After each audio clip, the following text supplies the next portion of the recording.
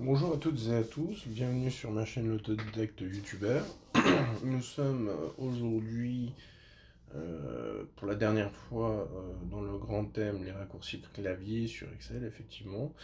Dans cette septième partie et dernière partie de ce grand thème, nous verrons les raccourcis clavier avec la touche de fonction F. Je me mets dans le onglet raccourcis touche de fonction. Dans ma cellule B1, je vais choisir touche de fonction F. Je n'ai que ce choix-là. Et je sélectionne en B3 le premier raccourci. Donc F1, ouverture de la rubrique aide sur Excel.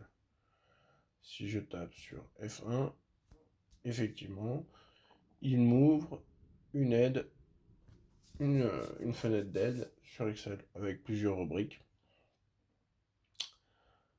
qui sont, ma foi, j'ai jeté un œil très rapide en préparant la vidéo et effectivement c'est très complet.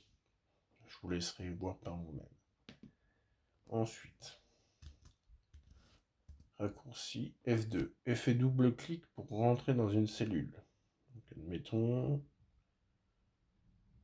je me mets sur ma cellule D7. Je fais F2. Et on voit le curseur qui clignote. Alors, ça sera peut-être mieux si je me mets en D5. Ouais, D5. J'appuie sur F2 et on voit le petit curseur qui clignote, qui permet soit de naviguer dans la cellule, soit d'effacer, de modifier à loisir. Voilà, à l'aide des flèches, vous pouvez aller naviguer sur ce que vous avez rempli dans la cellule.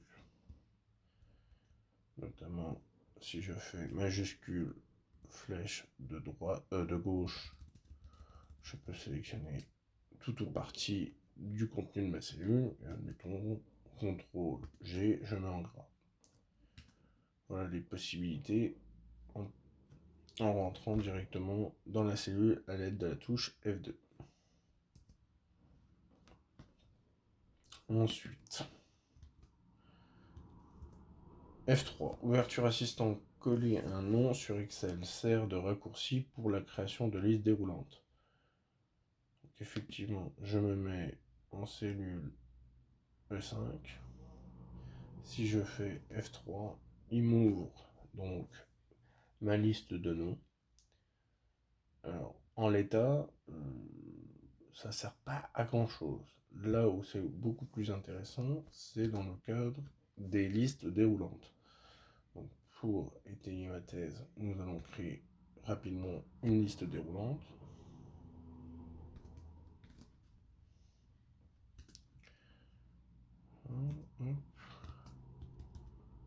Liste. Voilà, et dans source, quand vous êtes dans la validation de données, que vous voulez créer une liste, dans source, vous appuyez sur F3. Effectivement, là, vous avez toute la liste de vos noms. Et admettons que je veuille, dans cette cellule-là, mettre ma liste, par exemple,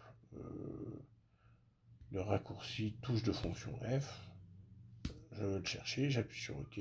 Dans ma source, j'ai bien donc égal touche de fonction F. J'appuie sur OK. Une fois ceci étant fait, je fais Alt, flèche du bas. Pourquoi voilà. Alt, flèche du bas. Et j'ai bien ma liste de raccourcis.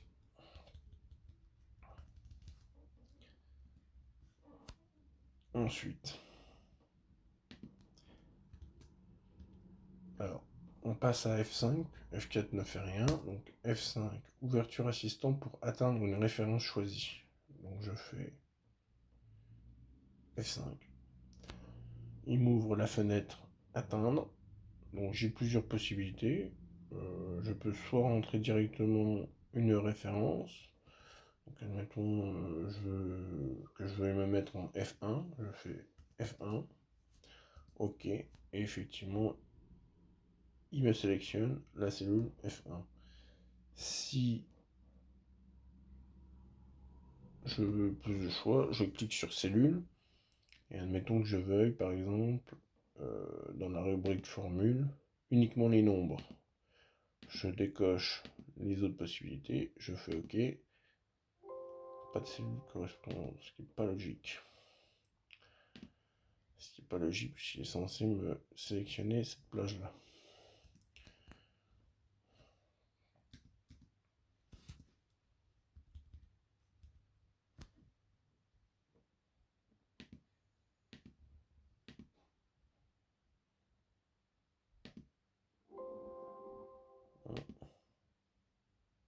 C'est pas logique.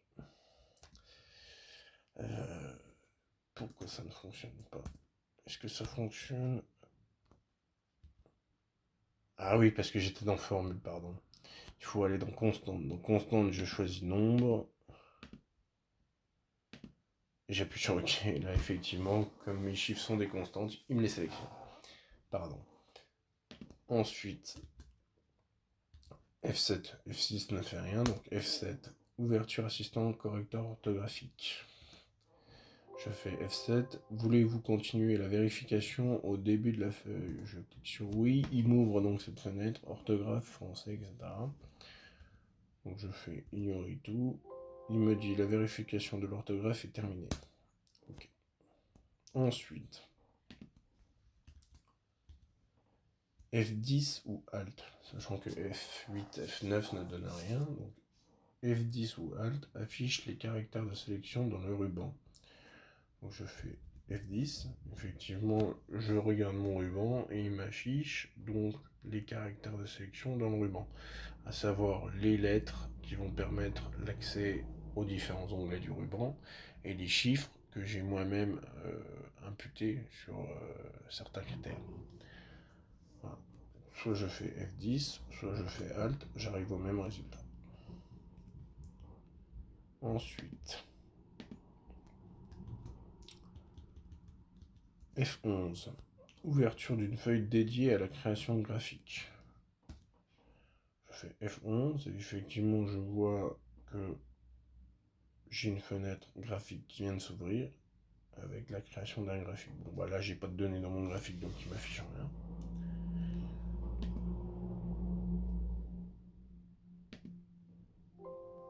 Je supprime.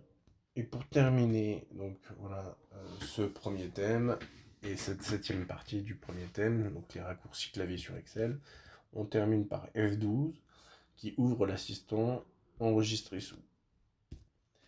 Je fais F12 et effectivement il m'ouvre cette fenêtre enregistrer sous où je vais pouvoir enregistrer mon travail. Voilà, cette vidéo est maintenant terminée. Ce premier grand thème sur Excel est également terminé.